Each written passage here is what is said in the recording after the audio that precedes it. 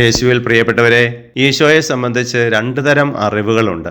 ഒന്ന് തലകൊണ്ടുള്ള അറിവാണ്, യേശുവിനെ പറ്റിയുള്ള അറിവാണത്. പുസ്തകങ്ങൾ വായിച്ചും വിശുദ്ധ ഗ്രന്ഥം വായിച്ചുമൊക്കെ യേശുവിനെ പറ്റി നമുക്ക് അറിയാൻ പറ്റും. അനേകം പേർക്ക് ഈ ഒരു അറിവുണ്ട്. പിശാചിന് പോലും യേശുവിനെ പറ്റി നല്ല വ്യക്തമായ അറിവുണ്ട്. പക്ഷേ അതുകൊണ്ട് പ്രത്യേകിച്ച് പ്രയോജനമൊന്നുമില്ല. രണ്ടാമത്തെ അറിവ് ഹൃദയം കൊണ്ടുള്ള അറിവാണ്. യേശുവിനെ അറിയുക എന്നുള്ളതാണ്. യേശുവിൻ്റെ ഇഷ്ടങ്ങൾ അറിയുക, യേശു നമ്മളിൽ നിന്ന് എന്ത് പ്രതീക്ഷിക്കുന്നു എന്നറിയുക, അവിടുത്തെ ജീവിത ശൈലി മനസ്സിലാക്കുക, യേശുവിനെ പിൻചെല്ലുക.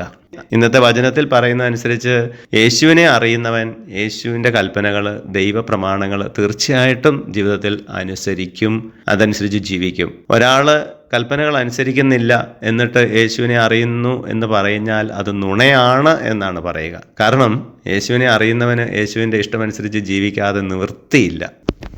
നമ്മുടെ കർത്താവ് യേശു മിശിഹായുടെ കൃപയും പിതാവായ ദൈവത്തിൻ്റെ സ്നേഹവും പരിശുദ്ധാത്മാവിൻ്റെ സഹവാസവും നാം എല്ലാവരോടും കൂടി ഉണ്ടായിരിക്കട്ടെ, ഇപ്പോഴും എപ്പോഴും എന്നേക്കും. ആമേൻ.